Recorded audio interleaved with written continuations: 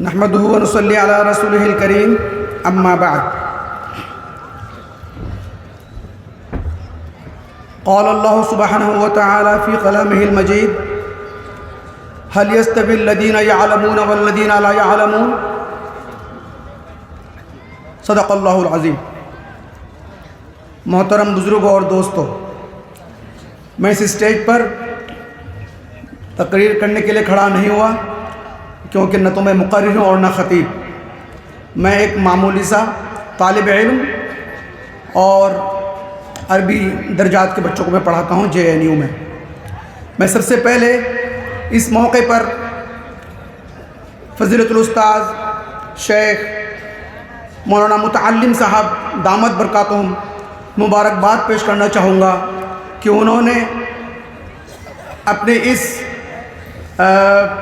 بے آب و گیا آج سے 8 سال پہلے، میں سمجھتا ہوں کہ شاید یہ جگہ بے آب و گیا رہی ہوگی یا یہ کہ صرف گھاس پھوس رہے ہوں گے، اس مکان پر انہوں نے اپنے ایک ایسا ادارہ ابھی قائم کر لیا، لیکن جب انہوں نے قائم کیا ہوگا تو یہ نہ سوچا ہوگا کہ یہ میرا ادارہ اتنا بڑا ہوگا۔ مجھے فخر محسوس ہو رہا ہے، مجھے خوشی ہو رہی ہے، میں مسرت کا اظہار کر پا رہا ہوں کہ آج 8 سال کی مدت میں جو میں سنا، جو میں نے شریف سے بھی پہلے سنا تھا اور پھر مولانا متعلم صاحب سے 12 ملاقات میری ہوئی ہے دہلی میں، اس وقت بھی انہوں نے تذکرہ فرمایا تھا، مجھے بڑی خوشی ہوئی تھی اور میں متاثر ہوا تھا ان کی شخصیت سے، ان کی خدمات سے اور ان کے بے پناہ فیاضانہ جیسچر سے اور ان کی شخصیت سے۔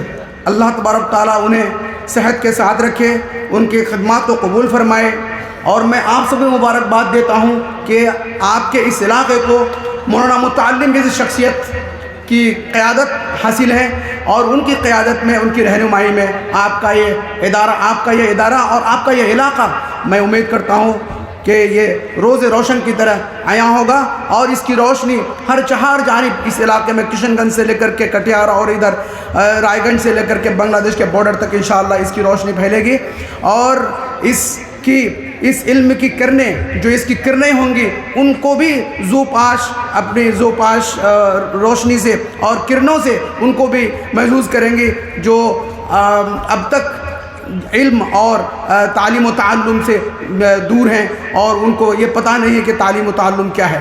میں نے آیت قرآن کی تلاوت کی تھی، هل يستوي الذين لا يعلمون والذين لا يعلمون۔ قرآن ارشاد فرماتا ہے، قرآن میں اللہ تعالیٰ ارشاد فرماتے ہیں کہ کیا جاننے والے اور نہ جاننے والے برابر ہو سکتے ہیں؟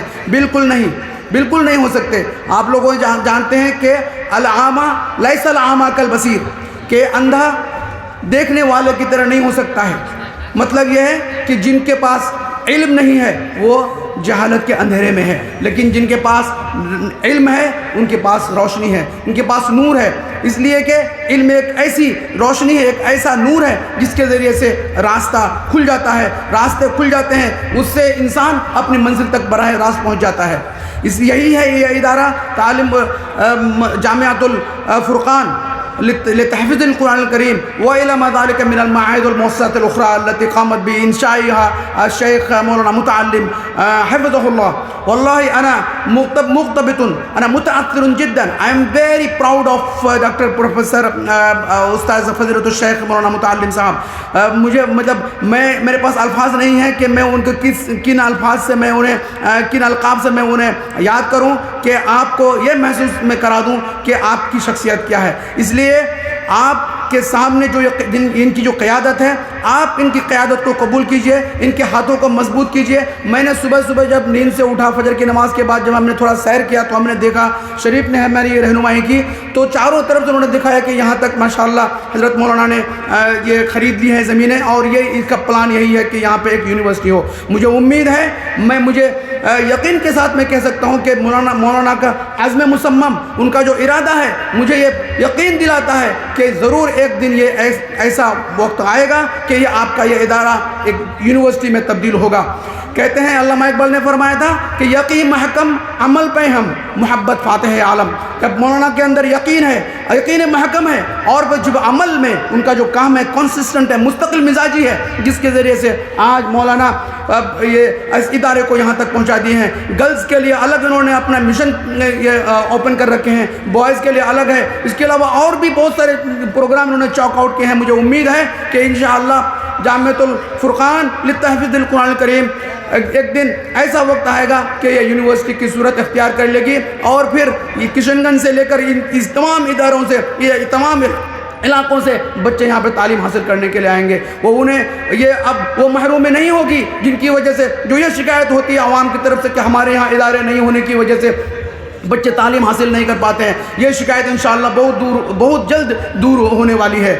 اور میں یہ کہ بتا دوں کہ میں ایک جب مولانا ارشد جو بمبئی سے تشریف لائے تھے ان کی تقریر کو میں سن رہا تھا، وہ فرما رہے تھے کہ اس قوم کو کیا ہو گیا ہے کہ اسرائیل کو کمزور کرنے کے لیے بائیک آؤٹ کر رہے ہیں. میں آپ کو ایک بات بتا دیتا ہوں. دیکھیے، اکانومی کا جو فنڈا ہے وہ ہے ڈیمانڈ اینڈ سپلائی.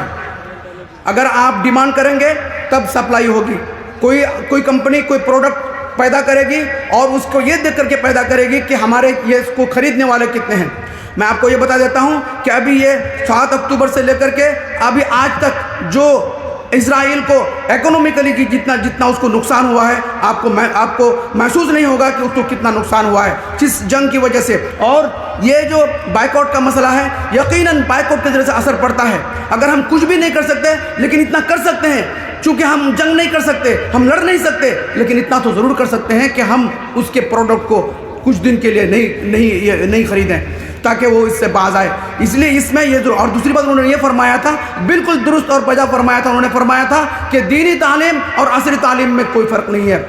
بلا شبہ چونکہ دینی تعلیم ایک ایسا دین ہے، دینی تعلیم یا ایسی تعلیم ہے، ایسا علم ہے، ایسی روشنی ہے کہ آپ اس کے ذریعے سے راستہ پا سکتے ہیں اور اس راستے تک آپ پہنچ سکتے ہیں کہ جو دنیا جو اتنی ترقی کر چکی ہے، آج آسمان کو پہنچے، چاند کو پہنچے، سورج تک پہنچنے والے ہیں، تو کیا اس علم کے ذریعے سے ہی پہنچ سکتے ہیں. اس لیے دنیا کا علم اور دین کا علم کو فرق کرنا یہ عقل مندی کی بات نہیں ہے. بلا شبہ آپ کا یہ ادارہ جو جامعۃ الفرقان لتحفیظ القرآن الکریم تحت قیادت الشیخ و تحت ریادت قیادت الشیخ فضیلۃ الاستاذ مولانا متعلم حفظہ اللہ دامت برکاتہم، تو آج جہاں پر دینی تعلیم کا انتظام موجود ہے وہیں پہ عصری تعلیم کا موجود ہے. اور خوشی کی بات یہ ہے، مسرت کا امر یہ ہے کہ یہ جامعہ مختلف جامعات ہندیہ ہندوستان کے مختلف یونیورسٹیز سے ایفیلیٹ ہو گئے ہیں. آپ کے بچوں کو کوئی دقت نہیں ہوگی. یہاں پہ شہادہ سرٹیفکیٹ حاصل کرنے کے بعد آپ جامعہ ملیہ، جامعہ ہمدرد، مولانا ابوالکلام آزاد نیشنل یونیورسٹی، علی گڑھ مسلم یونیورسٹی اور اس کے علاوہ دیگر یونیورسٹیز میں آپ براہ راست داخلہ لے سکتے ہیں. تو آپ کے بچوں کو اب کوئی دقت نہیں ہے اور پھر آگے چل کر کے یہ خود یونیورسٹی بننے والی ہے. مجھے امید ہے انشاءاللہ میری اس امید پہ حضرت شیخ کھرے اتریں گے اور میری دعا ہے اور میری خواہش بھی ہے کہ یہ ادارہ یونیورسٹی کی شکل اختیار کرے. بلا میں شمع خراشی کے لیے میں معافی کا خواستگار ہوں اور زیادہ وقت نہ لے کر کے میں آپ سے وداع چاہتا ہوں. اور اگر میں نے مجھ سے بولنے میں زیادتی کی ہے اور جو میرے زبان پھسلی ہوں تو میں اس کے لیے معافی چاہتا ہوں. السلام علیکم ورحمۃ اللہ وبرکاتہ.